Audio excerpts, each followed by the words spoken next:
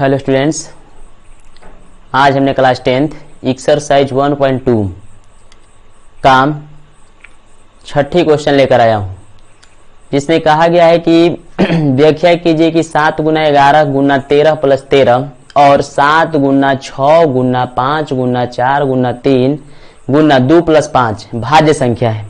लेकिन सबसे पहले हम लोग जानते हैं कि क्वेश्चन बोल रहा है कि भाज्य संख्या है, तो सबसे पहले इसमें हम लोग भाज्य और अभाज्य संख्या के बारे में जान लेते हैं कि क्या होता है भाज्य संख्या, क्या होता है अभाज्य संख्या। देखिए कि हम लोग भाज्य संख्या के बारे में जानते हैं कि भाज्य संख्या किसे कहते हैं कि जिसका 2 से अधिक गुणनखंड हो, जिसका 2 से अधिक गुणनखंड हो उसे भाज्य संख्या कहेंगे।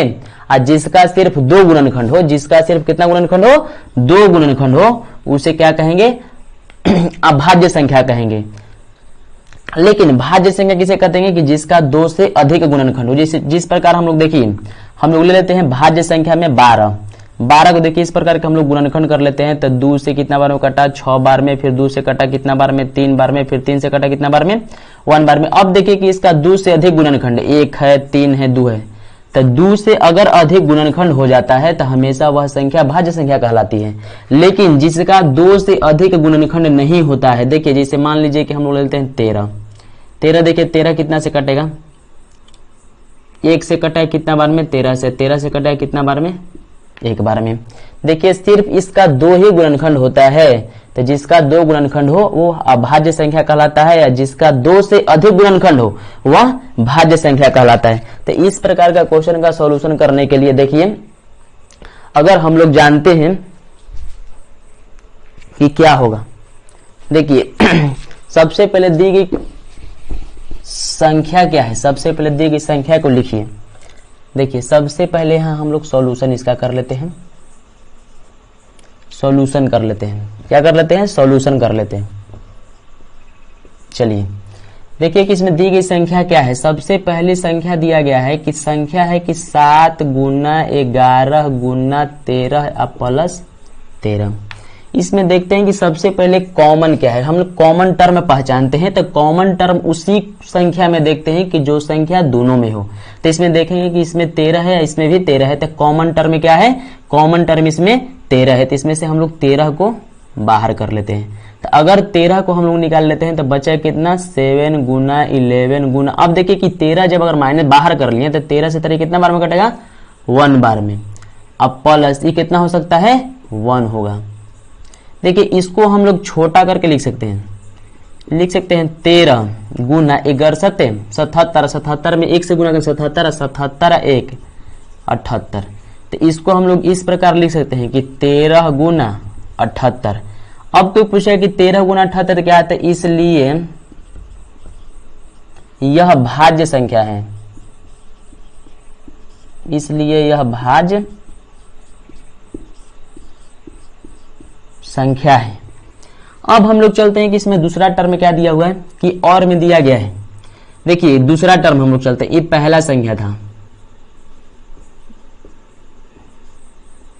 ये पहली संख्या था। अब हम लोग निकाल लेते हैं कि दूसरी संख्या को भी जांच कर लेते हैं कि भाज्य संख्या है या नहीं है। तो देखिए ये दूसरी संख्या और क्या मान लेते हैं कि दूसरी संख्या और दिया गया है 7 गुना 6 गुना 5 गुना 4 गुना 3 गुना 2 जोड़ क्या दिया गया है, 5। अब देखिए कि इसमें क्वेश्चन जो दिया गया है इसमें हम लोग सबसे पहले देखें कि कॉमन टर्म क्या है। कॉमन टर्म देखते हैं कि इसमें 7 है, इसमें नहीं, इसमें देखिए 5 है, इसमें भी 5 है। तो इसमें भी से हम लोग क्या करते हैं कि कॉमन टर्म में 5 निकाल लेते हैं। अगर 5 निकाल लेते हैं तो 7 गुना 6। अब देखिए कि यहाँ 5 है, तो यहाँ 5 से 5 कटे कितना बार में, 1 बार में। गुना 4 गुना 3 गुना 2 प्लस क्या होगा, 1 होगा। ये भी देखिए कि ये भी भाज्य संख्या है। ये भी क्या है, भाज्य संख्या है। क्या है कि इसका भी 2 से अधिक गुणनखंड है, इसलिए यह भी बोल सकते हैं कि इसलिए यह भी भाज्य संख्या है, यह भी भाज्य संख्या है। तो क्वेश्चन बोल रहा है कि संख्या व्याख्या कीजिए कि 7 गुना 13, 7 गुना 11 गुना 13 प्लस 13 और 7 गुना 6 गुना 5 गुना 4 गुना 3 गुना 2 प्लस 5 भाज्य संख्या है। क्यों है, क्योंकि इसलिए लिख सकते हैं कि इसलिए क्योंकि इसका 2 से अधिक गुणनखंड है, 2 से